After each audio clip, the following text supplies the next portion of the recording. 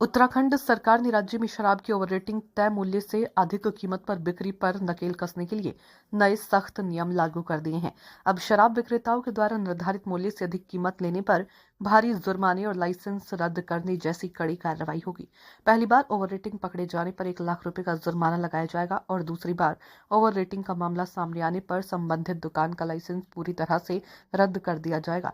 पिछले कुछ समय से उत्तराखंड में शराब की दुकानों पर तय कीमत से अधिक दाम वसूलने की शिकायतें बढ़ रही थी।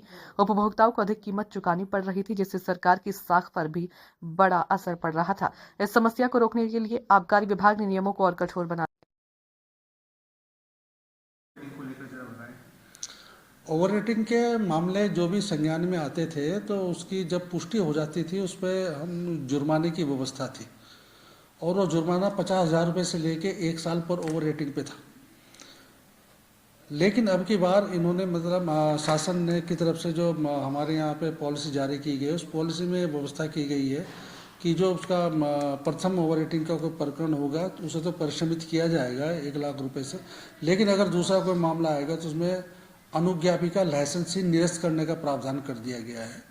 तो उसके परिप्रेक्ष्य में मैं समझता हूँ कि ये इसलिए निर्णय लिया गया होगा कि जो ओवर रेटिंग के बार बार शिकायतें वो आती थी तो इस बार ये प्रावधान जो अनुज्ञापन निरस्तीकरण का दे दिया गया है तो मैं समझता हूँ कि अब की बार ओवर रेटिंग का कोई प्रकरण शायद सुनने में नहीं आएगा। क्योंकि अगर अनुज्ञापी का जिसका हमारे पास में शुरुआत में 2-2 प्रतिभूतियाँ जमा हो जाती हैं, बाकी लाइसेंस फीस जमा हो जाती है, तो अब उनको भी रहेगा कि अगर कोई ओवर रेटिंग उनके द्वारा किया गया तो उसका लाइसेंस निरस्त हो जाएगा और अनुज्ञापी को बहुत बड़ा नुकसान हो जाएगा। तो मैं नहीं समझता कि इस बार कोई ओवर रेटिंग की शिकायत आएगी।